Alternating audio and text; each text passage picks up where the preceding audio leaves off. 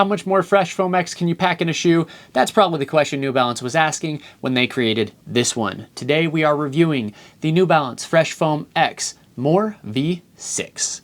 What's up everybody, I'm Eric McIntyre, aka Rad Dad Bod, and you're watching Rad Dad Bod TV, where we review running shoes. Today, like I said, we're reviewing the More V6, and if it's your first time watching one of my videos, you may notice some timestamps below.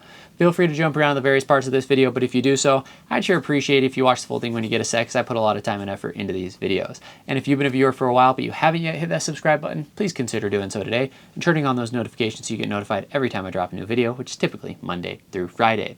Now, quick plug before I get into anything. I am running the Tokyo Marathon in 2026, and I am raising money for the Sports Legacy Foundation 2 through the Tokyo Marathon. Now, I've already made the payment just to secure my spot, but I'm raising the money still, and so I put it on a credit card. I'm trying to raise the money, make sure that, you know, I'm able to get the $4,000 that I committed. Now, to be clear, it's done, we're running it, it's happening. But if you'd like to contribute to those donations, please consider using the GoFundMe link below.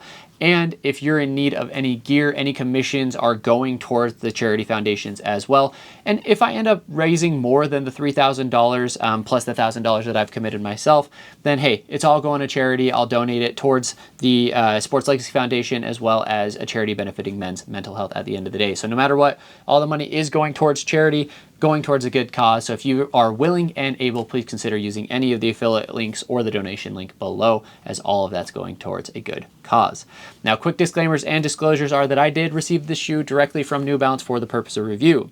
That being said, I'm not being paid. No one watched the videos beforehand. I'm not given talk tracks, talking points, nothing. All thoughts are entirely my own. Now let's talk about the intended use of this shoe. Now, this is obviously a max cushion shoe, and it is like New Balance's legit premium max cushion option out there, right? A lot of people think that the 1080 is like their max cushion, but this is, to me, their real max cushion option, where the 1080 is going to be a little bit more of your just kind of standard daily trainer, but it's New Balance's take on a daily trainer, the same way like the Hoka Clifton is Hoka's version of a daily trainer, but many would look at that as a max cushion shoe as well. So this one in particular is geared towards recovery runs, easy runs, just kind of slow overall miles. As such, that's how we're going to be evaluating it today.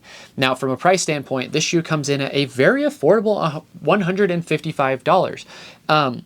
Most max cushion shoes right now are kind of more towards that 170, like at least 160, but like 170, 180 range. So for the More V6 to come in at a 155, I think is a phenomenal price point. I think it is a really, really good option, especially because new runners who might be hesitant to spend on nicer running shoes, a lot of them are going to gravitate towards max cushion. And so I think it's very strategically and appropriately priced in that sense. Now, from a spec standpoint, the shoe comes in at 11 ounces, which is 312 grams. So it is heavy, but it is a max cushion recovery shoe. So it is what it is.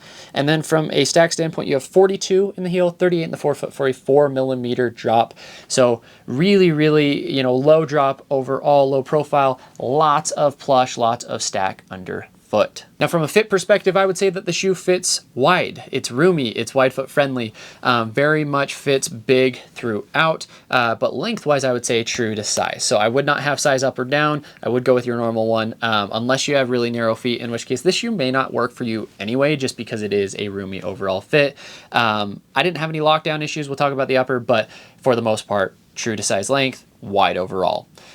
Talking about that upper, we have what is called, it's just an engineered mesh upper, right? You have a gusseted tongue. You have that nice New Balance kind of plush heel collar. You can see that nice kind of pattern material. I don't know what that material is called or what that is, but it's nice, it's comfortable, it's plush, but surprisingly, it's not overbearing. So I think that you do get some mid to heavyweight cushioning. The tongue itself is nice and plush. And then you get some like kind of cushion elements throughout the rest of the upper as well. From a breathability standpoint, it's not. I think that that is implied with a recovered issue with a max cushion shoe like this. It's not going to be breathable. It's not really what it's for. It's not supposed to be light. So you do get some nice premium feeling cushion elements in the top or in the upper.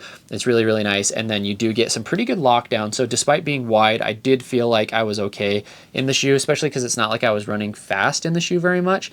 So, you know, lockdown was good for the most part, and comfort is awesome for the most part, but they are going to be warm on foot. So keep that in mind. The midsole is Fresh Foam X, which I can't remember. I think it is technically like a supercritical EVA, or it is an EVA based foam, but it is very, very soft. Fresh Foam X is, in my opinion, one of, if not the softest daily training foams on the market. However they tune it, it just ends up being really, really plush and squishy. Now, I would say that because of the geometry, it's a wide overall base, right? The Fresh Foam X doesn't feel quite as mushy or squishy as it does in the 1080. The 1080 to me is, honestly, it's overly soft. It doesn't do great for my arches because it's so squishy underfoot. The More is a little bit more structured, but again, I think it has more to do with the geometry and the stack height and how they've done it. It might be a little bit firmer, like tiny bit, just because there is so much of it. But for the most part, it is very soft. It's very comfortable. It's very plush. It's like running on a pillow. When it's hot outside, it is mushy, right? That's one thing that Fresh Foam X, when it gets hot, you just really, really feel it start to squish underfoot. So if you're running in the winter or you're running somewhere cold, it's going to be a little bit not firm. It's still very soft, very plush, but it'll be firmer than on the hot summer months. So keep that in mind. For the most part, the shoe is very, very stable. From a pace versatility standpoint, more so because of the weight of the shoe. I think that it really is going to be mostly for those easy miles, but I was really pleasantly surprised how this popped off the ground pretty well for strides. You know, and I don't feel like the shoe or the geometry is necessarily slowing me down the same way that some other max cushion shoes might. And honestly, I've been pleasantly surprised at a lot of max cushion shoes this year that they've created the geometries, or they've given some nice toe offs to in a way that, you know, the shoes don't just plod anymore. They actually are rolling through really, really nicely, really smooth. And the foams themselves are really nice and responsive for the most part. So, but the Fresh Foam X, I really, really did enjoy it. But when I was down south in southern Utah running in basically 100-degree weather, they were very, very squishy. And at that point, they were too squishy for me. So again, keep it in mind, but very comfortable underfoot. Phenomenal walking shoe as well, just because you do get a lot of that plush, and it's a 4mm drop, so you're not up on your heels throughout the day, or on your toes, I guess, with your heel elevated, right? From an outsole perspective, you have a nice balanced rubber coverage overall. You know, you can see in those exposed areas, it's not really giving any excess wear and tear. I've got about 30-ish miles on this shoe, and for the most part, like, the outsole is holding up really, really well. And it does grip the ground well enough, right? I haven't noticed any slippage. I haven't really worn these in any wetter elements or moist elements, so I can't really speak to that in particular, but you know, it's done its job on the roads for the most part. I haven't had any concerns slipping around with this shoe. So, you know, I do wonder if there will be more wear and tear. You can see that there is maybe a little bit starting around the rubber there in the heel, maybe a little bit there in the forefoot, but for the most part, you're going to be okay. It's going to take care of you. And I do think that this foam is going to last quite a bit. It's very, very comfortable underfoot. So, you know, who's this shoe for? I think those who are looking for a shoe that, you know, is really like an easy day shoe. If you're someone who is a little bit heavier, you like max cushion, but you want something that's going to give you some decent toe off, this, again, it's not a shoe that I would ever pick up for speed, but I was pleasantly surprised at how it handled certain paces. And so, you know, if you're someone who's just getting into running, you're a little bit bigger, you want that nice soft support underfoot, but you want something that is going to roll forward nice and efficiently, I do think this is a really viable option. If you're someone who also just wants a shoe that you can stand around and travel, maybe you travel a lot, you're doing a lot of walking on vacation, I think that this is the better option personally than the 1080, because this is going to give you a little bit wider, solid, flatter base to begin with. So I think it's a better option in that sense. Probably one of the better overall like travel shoes as well in that sense, and probably a good walking option. So, you know, me personally, I'm just not a big max cushion guy. And when I say that, I do want to clarify, because basically every shoe is max cushion nowadays. I'm just not a big recovery day shoe guy, right? On my recovery days, I don't want to feel a lot of stack underfoot. I want to feel light and nimble. So I actually really like lightweight trainers on my recovery days. I know that's counterintuitive, but that's just what my stride prefers. But I was pleasantly surprised at this, as well as a couple other max cushion options this year, and think it's definitely a viable option.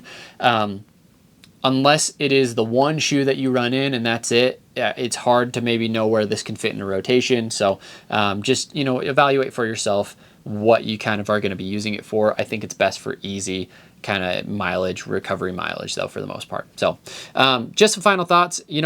New Balance has done a really, really good job this year in my mind.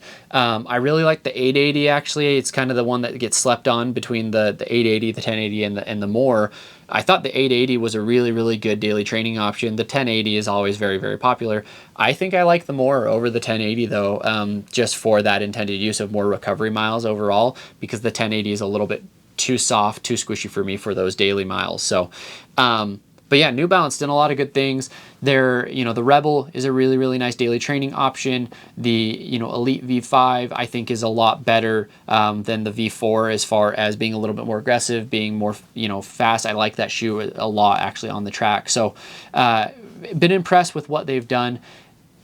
Not sure if we're going to get additional releases to like the SE Trainer. I haven't seen anything specifically. I'm not saying I'm not saying that they're not. I'm saying I don't know. I have not seen anything specific to that. So, but curious and excited to see what additional models they can be putting out, because I think that they have, really put together a really strong lineup, both with the fuel cell lineup and the fresh foam lineup. So, anyway, if you watched this far, I sure appreciate you. Let me know in the comments what questions you have about the More V6, as well as what I could be doing better as a reviewer to make these more informational, entertaining, just interesting for each and every one of you.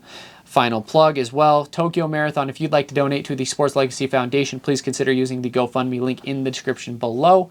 And as always, to wrap us up, I'm going to leave you with a question, which is your favorite Fresh Foam X model? Do you like the 880, the 1080, the More, or something else? Let me know in the comments below. Thanks, everybody.